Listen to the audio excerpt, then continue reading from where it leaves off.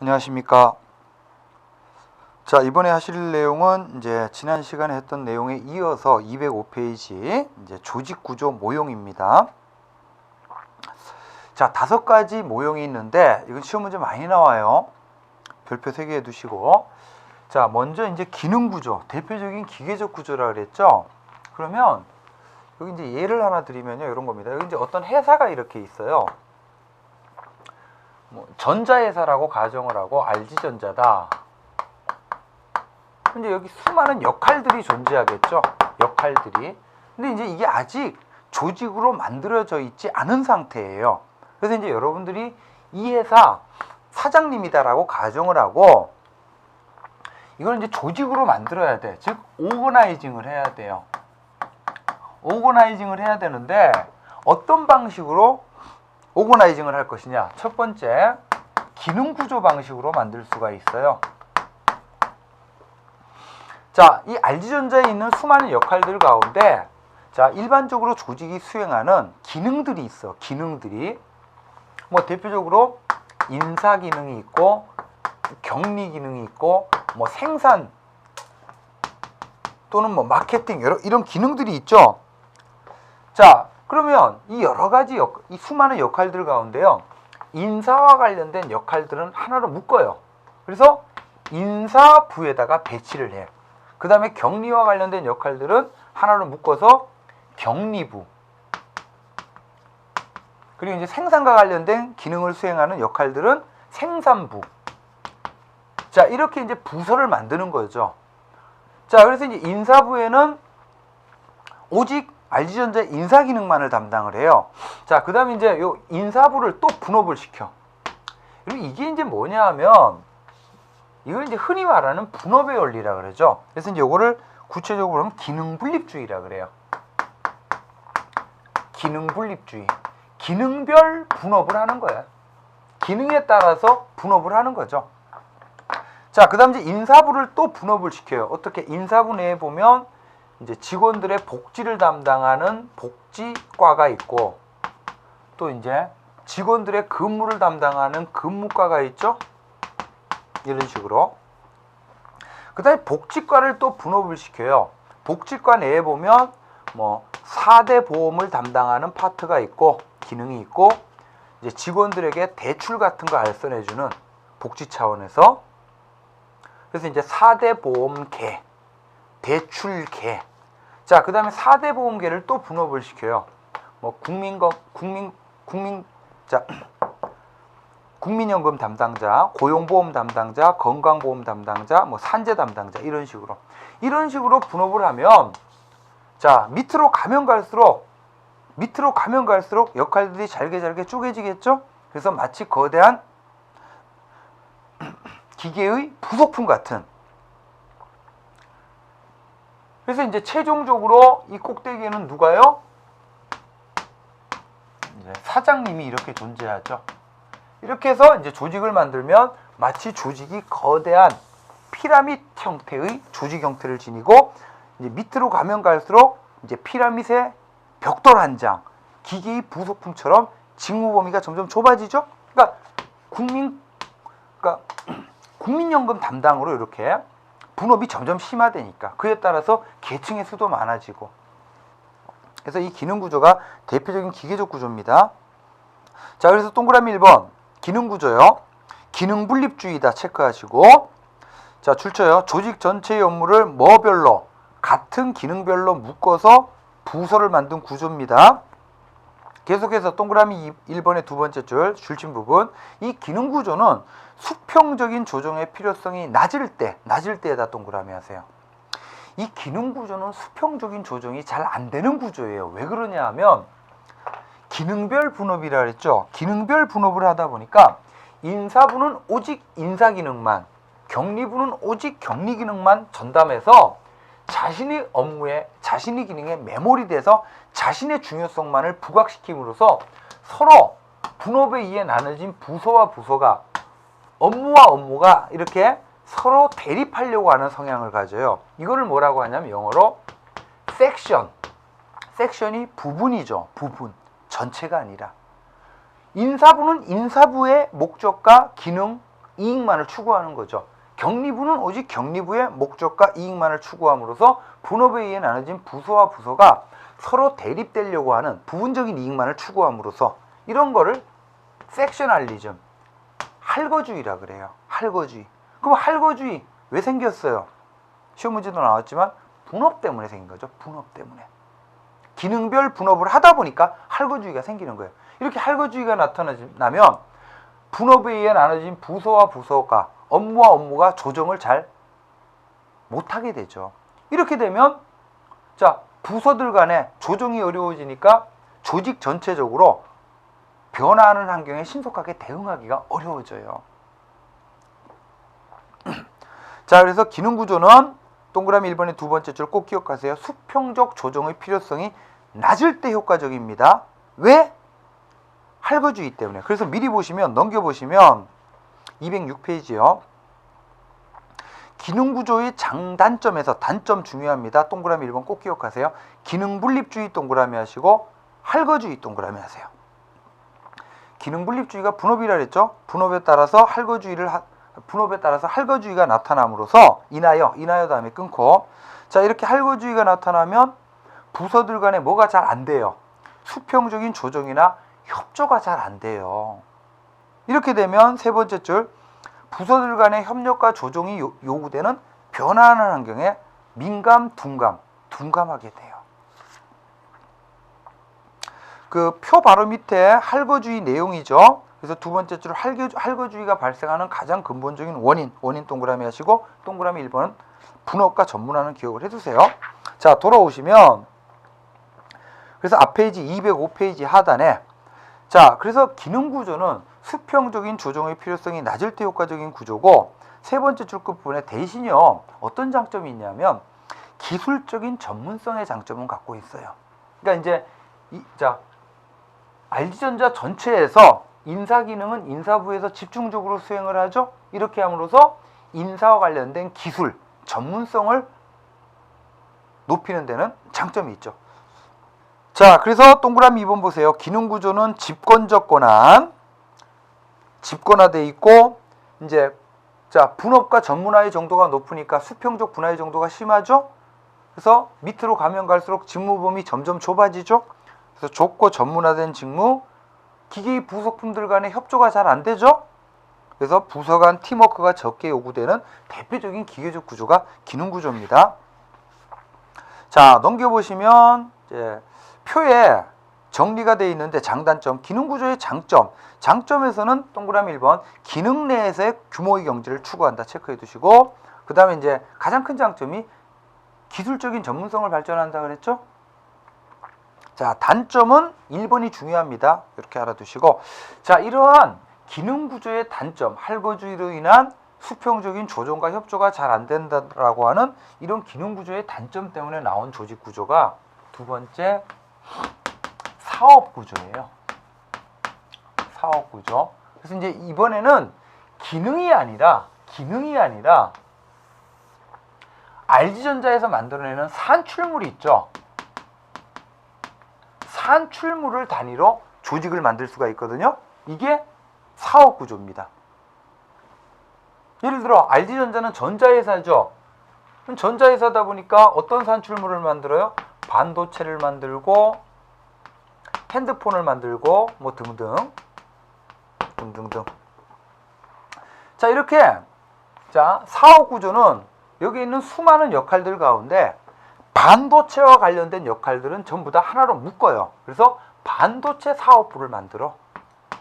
그런 다음에 반도체 사업부 내에는요, 반도체와 관련된 인사기능, 반도체와 관련된 격리기능, 반도체와 관련된 생산기능, 반도체와 관련된 마케팅 기능이 여기에 다 들어와 있어요. 이번 핸드폰 사업부도 마찬가지야. 핸드폰과 관련된 인사기능, 격리기능, 생산기능, 마케팅 기능, 이게 핸드폰 사업부 내에 다 들어와 있죠. 이러한 조직구조를 사업구조 또는 산출물구조라 그래요.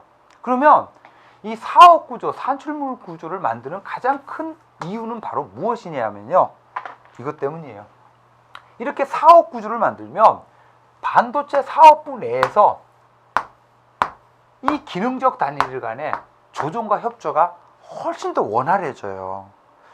조직 전체를 이렇게 기능 구조로 만드는 것보다 사업 구조로 만들면 반도체 사업부 내에서 요 기능적 단위들 간의 조정과 협조가 원활해져. 왜냐하면 이제 규모도 상대적으로 적고 전부 다 반도체를 위해서 일한다라고 하는 뚜렷한 목표관을 갖고 있죠. 이렇게 되면 반도체 사업부 차원에서 변하는 환경에 신속하게 대처가 용이해지죠. 왜? 조정과 협조가 원활해지니까. 이게 사업구조입니다. 그래서 사업구조는 동그라미 1번 교재 봅시다. 개개 산출물에 기반한 사업부서화 방식입니다. 그래서 산출물 구조라고도 해요. 그래서 계속해서 각 사업부는 동그라미 하시고 이런 사업부를 말하는 거예요. 한 제품을 생산하거나 또는 한 지역에 봉사하거나 또는 특정 고객 집단에 봉사할 때 다음에 끊으세요. 출처에 여기서부터 필요한 모든 기능적 직위들이 그 사업부 내로 배치된 자기 완결적인 단어지. 그래서 이제 우리 앞서서 민츠버그 5가지 조직 유형 가운데 이게 바로 사업 부재 또는 할거적 양태예요.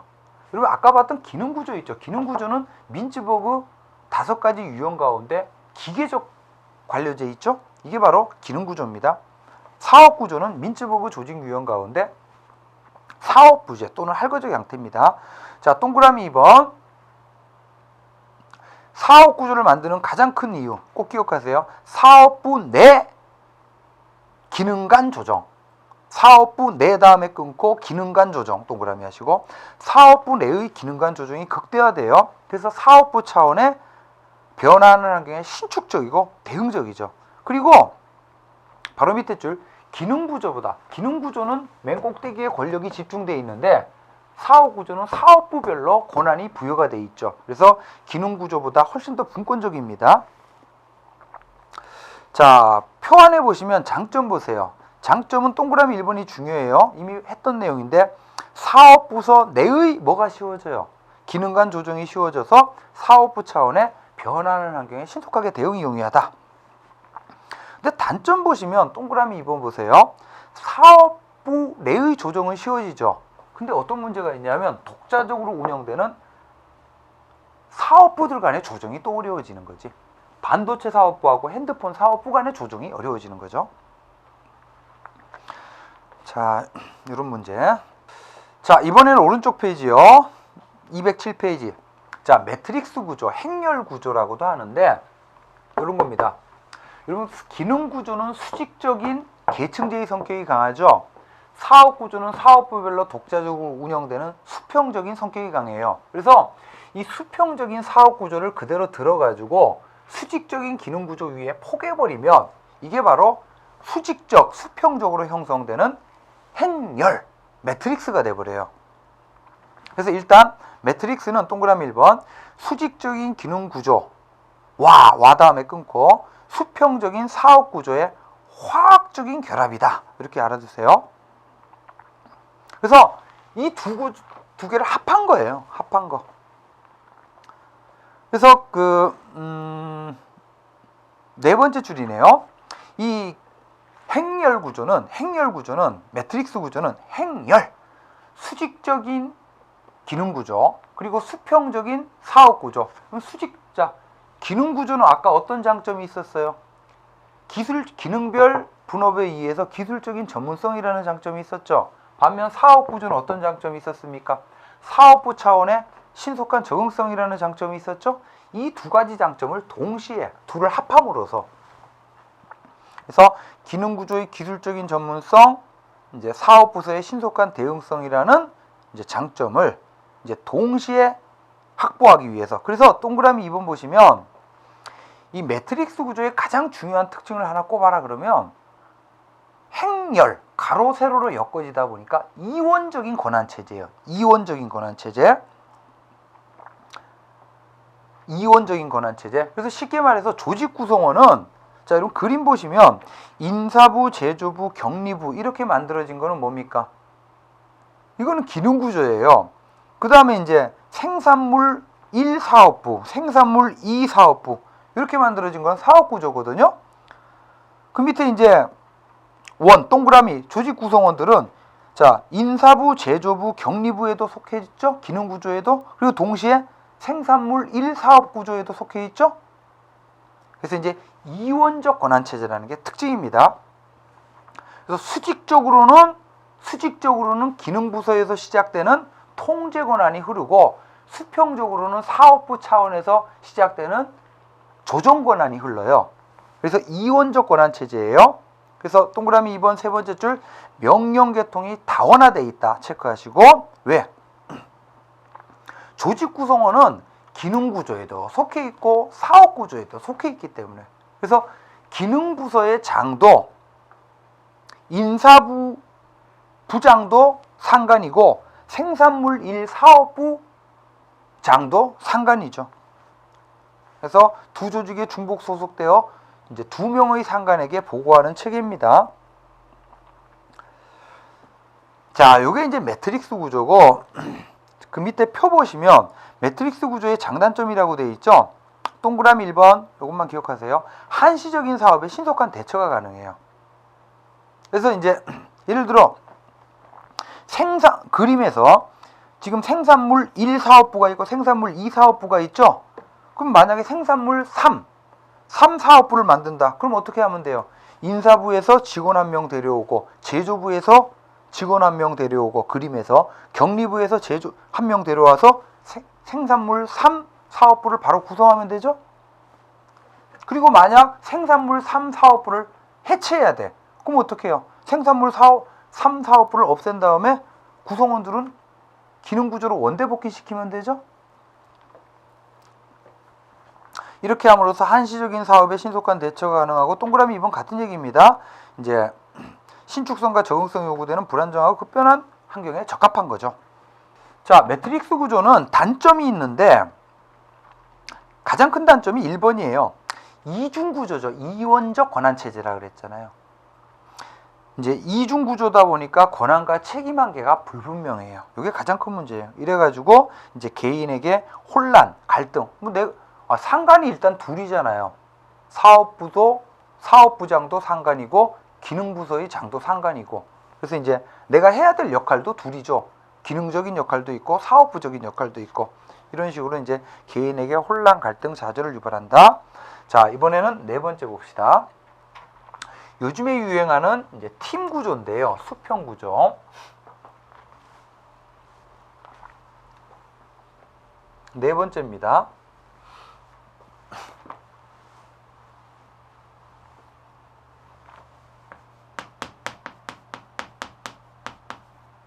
또는 이제 팀 구조라고도 해요. 자, 이 수평 구조, 팀 구조는 조직을 만드는 기본 단위가 뭐냐면 기능도 아니고 사업도 아니에요. 바로 뭐냐면 우리 조직의 목적 달성에 필요한 핵심적인 업무 프로세스가 뭐냐, 이거를 기준으로 조직을 만들어요. 핵심 업무가죠. 그래서 예를 들어 RG전자다 그러면 전자회사죠. 그러면 전자회사의 핵심적인 업무 프로세스가 있어요. 예를 들어 신제품 개발해야 되겠죠. 그리고 만들어졌으면 생산해야 되겠죠. 그 다음에 판촉, 마케팅 해야 되겠죠. 그 다음에 AS, 이런 게 전자회사의 핵심적인 업무 프로세스예요. 반면 뭐 예를 들어 백화점 같은 회사의 핵심적인 업무 프로세스는 물건 구매해서 판매하는 게 핵심 업무 프로세스겠죠. 이렇게 이제 핵심 업무 프로세스가 무엇인지를 구축을 해야 돼. 이거를 마이클 해머가 리엔지니어링이라고 그래요. 리엔지니어링. 이렇게 한 다음에 자, 이 핵심 업무 프로세스별로 팀이라고 이름을 붙이는 거예요. 그래서 개발팀, 생산팀 이런 식으로. 자, 이렇게 팀이라고 이름 붙인 다음에 개발팀에서는요. 자, 개발과 관련된 광범위한 권한을 부여해. 신제품 개발과 관련해서 전적인 모든 권한을 개발팀에서 행사해요. 그 다음에 팀제에서는요. 계층의 수가 거의 없어요. 팀제에서는 계층이 팀장 아니면 나머지 구성원들은 다 뭡니까? 팀원들이지. 여러분 아까 이 팀제는 기능구조하고 대비가 되는데, 전통적인 기능구조는 밑으로 가면 갈수록 부장, 과장, 계장 담당자 이런 식으로 계층이 많았죠. 근데 팀제에서는 팀장 아니면 나머지는 다 팀원이야. 이렇게 계층의 수가 적고 그 다음에 팀 내에서는요 더 이상 분업을 안 해요. 아까는 어땠어요? 기능 구조는 밑으로 가면 갈수록 분업이 점점 심화됐죠? 근데 팀제에서는 예를 들어 팀에서는 대개 조직 구성원들이 뭐 40명이다. 그러면 이 40명의 조직 구성원들이 개발과 관련된 모든 업무를 다 포괄적으로 수행을 해. 그래서 팀제에서는 직무 범위가 굉장히 넓어요. 이렇게 함으로써 계층의 수 줄었죠? 계층의 수 줄었죠? 그 다음에 분업을 잘 안 한다 그랬죠? 부서 간의 경계가 적어요. 이렇게 함으로써 이제 계층의 수도 줄이고 부서 간의 경계, 분업의 정도가 약함으로써 할거주의 같은 것들이 잘 안 나타나. 그래서 이제 팀 차원에서 이제 신속하게 환경적인 요구에 대응하는 굉장히 유기적인 조직 구조를 팀제, 수평 구조라고 그래요. 자, 그래서 팀 구조 첫 번째 줄, 조직 구성원들을 핵심 업무 과정 동그라미 하시고 중심으로 팀으로 조직하는 방식입니다. 이렇게 함으로써 세 번째 줄, 계층 줄이고 부서 간 경계가 제거됨으로써 조정과 협조가 원활하게 이루어지는 매우 유기적인 조직 구조입니다. 특징 보시면 동그라미 1번, 조직 구조가 과업이나 기능에 기초한 것이 아니라 다시 한번 체크, 핵심 업무 과정에 기초한다. 자, 그리고 동그라미 2번, 기본 구성 단위는 끝줄, 이제 의사결정권을 갖고 있는 자율팀입니다. 그 다음에 동그라미 4번, 이제 다양한 직무를 수행할 수 있게끔 훈련받은 팀 구성원. 그래서 달리 표현하면 직무 범위가 굉장히 넓어요. 자, 마지막 조직 구조 봅시다. 네트워크 구조. 이 네트워크 구조는 이 팀제보다도 더 유기적인 조직 구조인데,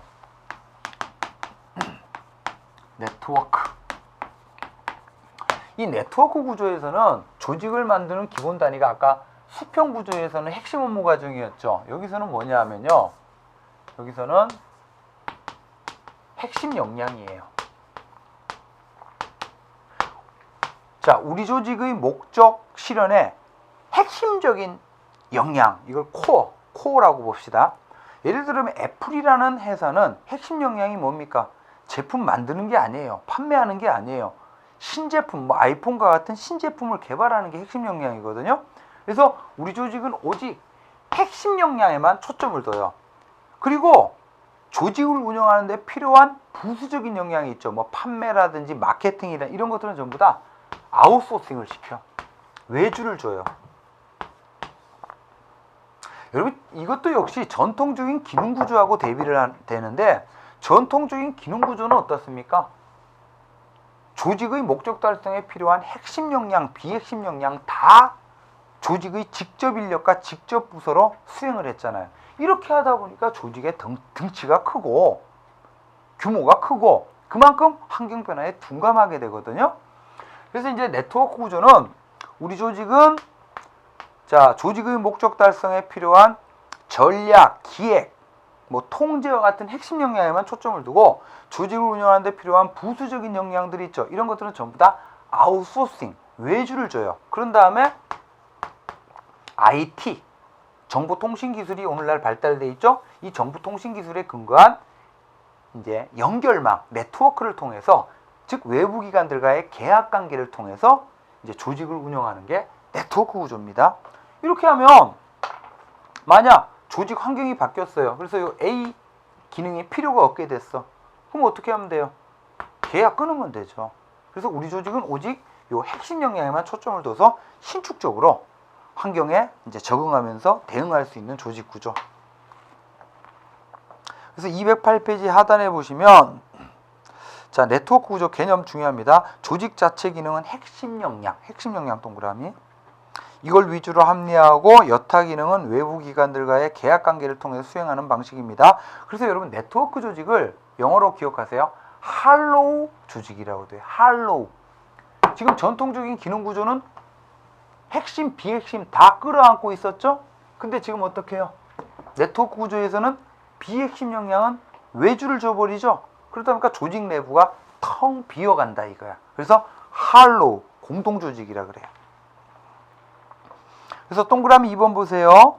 한 조직에서 모든 기능을 수행하는 방식, 전통적인 기능 구조죠. 이걸 탈피해서 줄쳐요. 회계, 제조, 포장, 유통. 얘는 비핵심이죠. 이런 것들은 아웃소싱을 주고 IT에 기반한 네트워크를 통해서 운영을 하고 환경 변화에 따라서 신속하게 외부 계약 관계를 조정을 하는 거죠. 이런 조직 구조를. 그래서 이제 뭐 최근에 보면 현대자동차에서 일하는 직원이 모두 정규직은 아니에요. 비정규직들이 많아요. 비정규직, 뭐 계약직이라든지 아니면 파견 근로자라든지 이런 존재들이 전부 다 이제 인력 조달 업체들로부터 받아서 업무를 하는 거죠. 그러다 필요 없으면 어떻게 하면 돼? 끊어버리면 되죠. 특징들을 한번 읽어보시고요. 그 맨 밑에 장단점 봅시다. 네트워크 구조의 장점, 장점 동그라미, 단점 동그라미. 자, 장점의 동그라미 1번, 전지구적으로 최고의 품질과 최저 비용의 자원을 활용하면서도 우리 조직은 슬림하죠. 왜냐면 이제 핵심 역량만 갖고 있으니까. 그 다음 이제 IT가 조정을 한다 그랬죠? 그래서 이제 관리 및 지원 인력이 불필요하고, 자, 이런 게 이제 장점이고, 단점 보시면, 자, 동그라미 1번, 단점. 이런 단점은 또 있어요. 계약 관계, 우리 회사 정규 부서가 아니잖아요. 그래서 이제 계약 관계에 있는 이 외부 기관들을 직접적으로 통제하기가 어려워. 그래서 이제 또 다른 대리인 문제가 발생을 하는 거죠. 이 네트워크 구조는 아까 이제 애플은 캘리포니아 본사에서 오직 신제품 디자인만 하죠. 디자인만, 개발만 해요. 그 다음에 이제 생산은 어때요? 그 중국의 폭스콘이라는 회사한테 맡긴 거죠. 그 다음에 뭐 한국에서 판매는 애플이 직접 안 하죠. 판매 전문 회사들한테 이렇게 맡긴 거죠. AS도 직접 안 하죠. 한국에서는. 근데 이제 이렇게 하다 보니까 계약, 협력 관계에 있는 외부 기관들을 직접 통제하기가 어려워요. 그래서 이제 제품의 안정적인 공급이나 품질 관리가 어렵고, 그 다음에 동그라미 2번, 조직 경계가 모호해. 그러니까 이제 지금 이 회사를 위해서 일은 하지만 이 회사 정규 직원은 아닌 거죠. 그래서 조직 경계가 모호함으로써 이제 응집성 있는 조직 문화를 형성하기가 어려워져요. 그리고 이제 조직 구성원들의 충성심도 떨어지지. 예를 들어 똑같은 A하고 B가 현대자동차에서 일하는데 A는 현대자동차 정규 직원이고 B는 계약직이거나 아니면 파견 근로자예요. 아무래도 이제 조직에 대한 응집성 같은 것들이 떨어질 수밖에 없죠. 자, 이렇게 해서 요 5가지 조직 모형, 뭐 시험 문제 잘 나옵니다. 그래서 이제 제가 언급한 내용 중심으로 요 5가지 서로 대비시키는 식으로 꼭 좀 잘 알아두십시오. 자, 이렇게 해서 이번 수업은 여기서 마치도록 하겠습니다. 수고하셨습니다.